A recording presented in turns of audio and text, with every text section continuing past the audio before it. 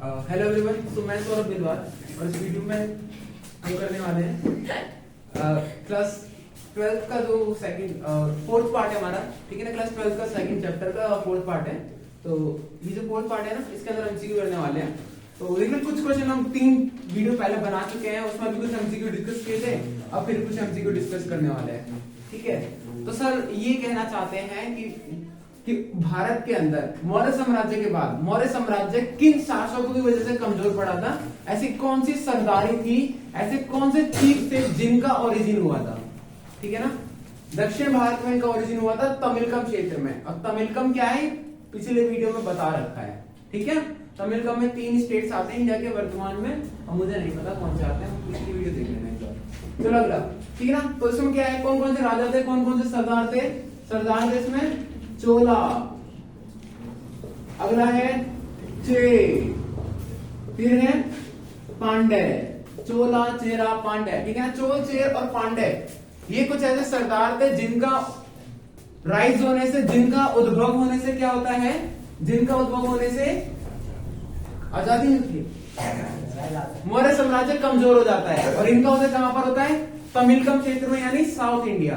ठीक है ना, इसके अंदर 3 राज्य आते हैं, चलो बता ही देते हैं ना, तमिलनाडु, आंध्र प्रदेश और केरल। ठीक है, चलिए ठीक है। अब देखना यार, ये जो क्वेश्चन है ना, ये थोड़ा सा सर तुम कहीं ऐसा कहो भैया ये बाहर से आ गया क्वेश्चन है, यहाँ पर कुछ चीजें लिखी मिलेगी, ये आंसर ही लिख रहा हूं मैं। सिलप्पा, पहला क्वेश्चन बता दो।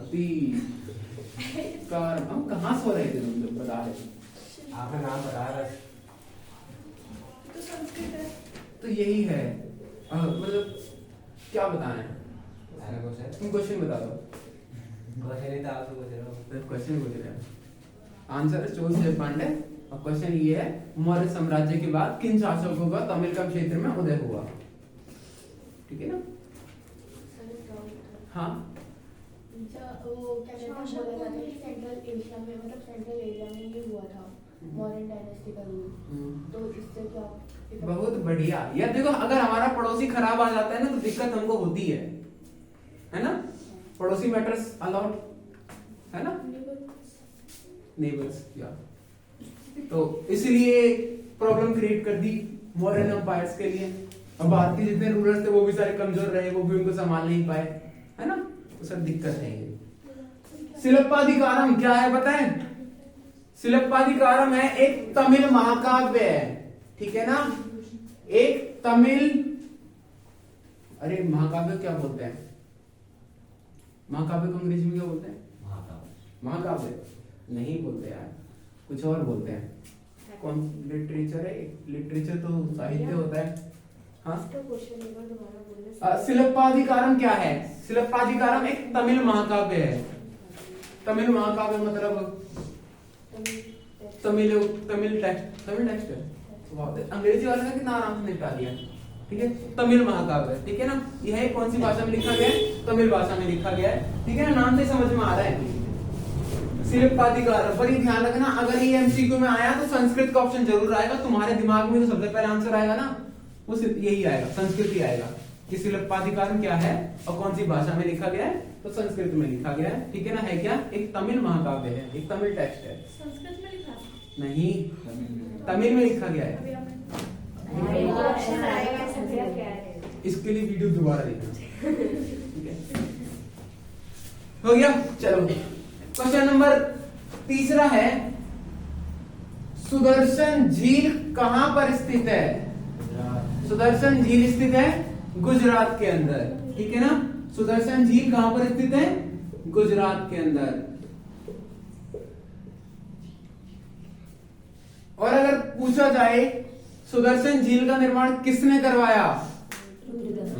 रुद्र दामन। ठीक है ना, रुद्र दामन ने करवाया चंद्रगुप्त मौर्य के सहयोग से।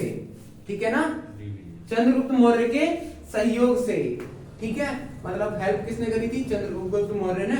और वहां का राजा कौन था गुजरात का उस समय? रुद्र दामन। ठीक है, अगला चलते हैं। फिर अब यहां पर एक रुद्र दामन से एक और सवाल आ जाता है कि रुद्र दामन कौन सी डायनेस्टी से था? शका। ठीक है ना, शक डायनेस्टी से। तो भाई रुद्रदामन कौन से साम्राज्य से था?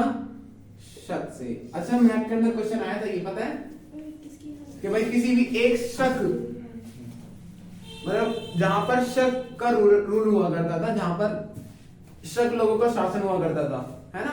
तो देखा ना कितना इनडायरेक्टली पूछा गया है।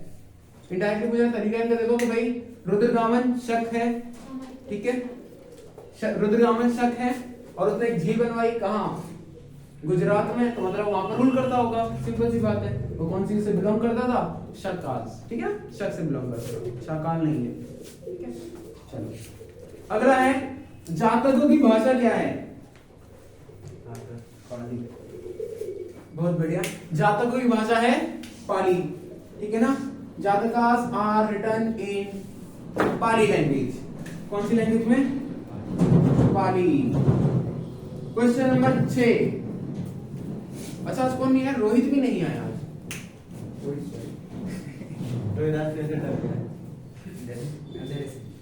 ठीक है, चलिए अब करते हैं भाई मनुस्मृति किस भाषा में लिखा गया है? मनुस्मृति क्या हो गया? मनुस्मृति किस भाषा में लिखा गया है? संस्कृत। संस्कृत में प्राकृत। Question number 7। मनुस्मृति का काल बताइए। काल मतलब वो वाला काल नहीं है, टाइम पीरियड की बात करते हैं ना। 200 ईसा पूर्व से 200 ईस्वी, ठीक है ना। 200 बीसीई से लेकर 200 सी।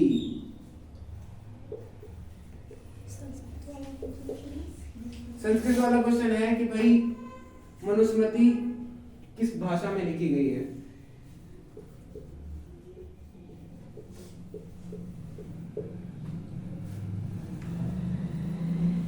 क्वेश्चन नंबर 8, ठीक है। किसी एक महिला का नाम बताइए जिसने जमीन को दान में दिया हो। प्रभावती गुप्त, ठीक है ना।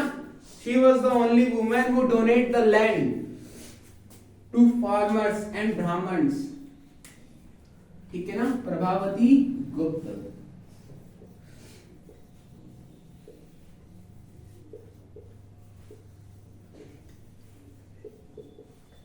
प्रभावती गुप्ता,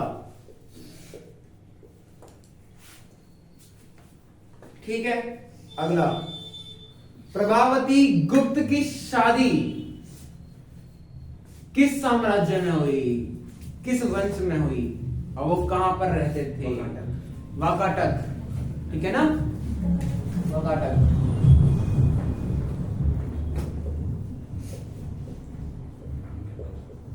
दसवां, पेरिप्लस का मतलब क्या है? इंग्लिश में भी ये सेम ही होगा, ठीक है। पेरिप्लस का मतलब क्या है? पेरिप्लस का मतलब होता है समुद्री यात्रा करना, ठीक है ना। समुद्री यात्रा करना क्या कहलाता है? पेरिप्लस।